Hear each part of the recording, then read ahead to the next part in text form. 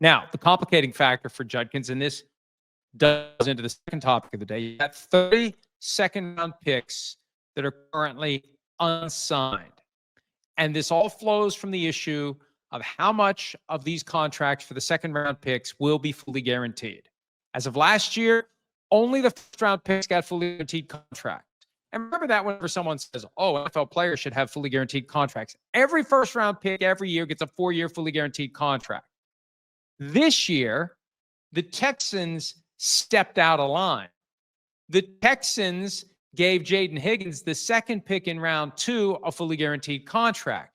That blew up the trend. That extended the full guarantees into round 2. To the extent there's collusion, the Texans didn't get the memo.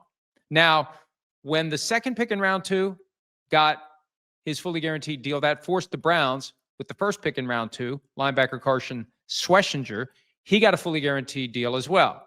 So picks 3 through 32 in round 2, no deals yet. And it's not that they all want fully guaranteed contracts. We have an item that we posted over the weekend that lists the percentage that was fully guaranteed for last year's slots in round 2. And it gets down to, if I recall correctly, 52%. So there's a drop-off that goes player by player. The problem is, now that the first 2 have pushed the ceiling to 100, where do the rest land? How far down round 2 does the 100% full guarantee go? Enter Quinshon Judkins. There's a thought now in league circles that he'll do a deal that guarantees less than 100%, and that will be the ceiling, and then they'll just fall in like dominoes. Remember, you line up dominoes back in the days when we had nothing to do, no video games, 3 TV channels. You'd line up dominoes and flick the first one. In theory, once Judkins does his deal, the rest of the players in round 2 will follow suit with a little bit less, a little bit less, a little bit less in full guarantees. And the agents who I think would just like to get these deals done, they can blame Judkins. Judkins got arrested. He did a deal for X% fully guaranteed, whatever the number is, 95, 94, 90, whatever. And that screwed it up for the rest of us. And everybody had to follow suit, boom, boom, boom, thereafter. And that probably makes Nick Emanwari the third pick in round 2. That makes his the hot spot because he could still try to get 100% from the Seahawks. Because if Judkins does less than 100, Jaden Higgins at number 2 is at 100. Where does the third pick in round 2 fall? He could try to get 100. He could take maybe something between Higgins and Judkins. We'll see. But that's what that's all about. And as I argued over the weekend, and this was an idea that someone raised with me that actually makes a lot of sense.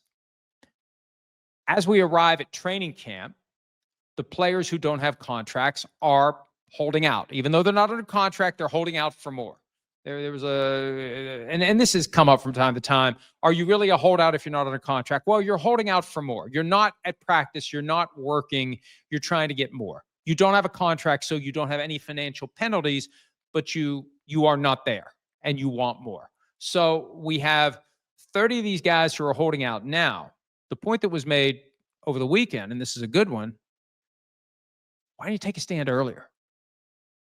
Why didn't you band together all second-round picks and not show up for mandatory minicamp, not show up for the offseason program? All of these guys signed the participation agreement that caused them to show up and work for free. They get a per diem, but they're working for free. They're working without contracts. They're acting like employees even though they aren't. They did it for all of the offseason program, and now they're going to take a stand? I mean, the thinking is this will go fairly quickly. And once one guy takes less than 100% fully guaranteed on his second-round deal, the rest will fall in line. And Judkins becomes the obvious guy to do it because he just got arrested. That's the thinking as to how this is going to unfold. So we'll see. But what should have happened, and look, this is partially the NFL Players Association's fault. We'll be talking about more about them coming up. But, you know, like the NFLPA didn't try, as far as we know, to get all the agents for the unsigned second-round picks on the same page and come up with a joint approach. And collusion is permitted. It's not a double standard. Well, I guess it is, but it's acknowledged. It's okay. The players are allowed to collude. The teams aren't. And one of the problems is getting all the agents to work together in an inherently competitive environment. That's the irony here, if that's even the right word. And I never do know. Owners are supposed to be hotly competitive, but they find a way to lock arms on certain issues that help all of them. Agents have the right to lock arms and work together and get their players better deals by cooperating, coordinating, and colluding, and they don't.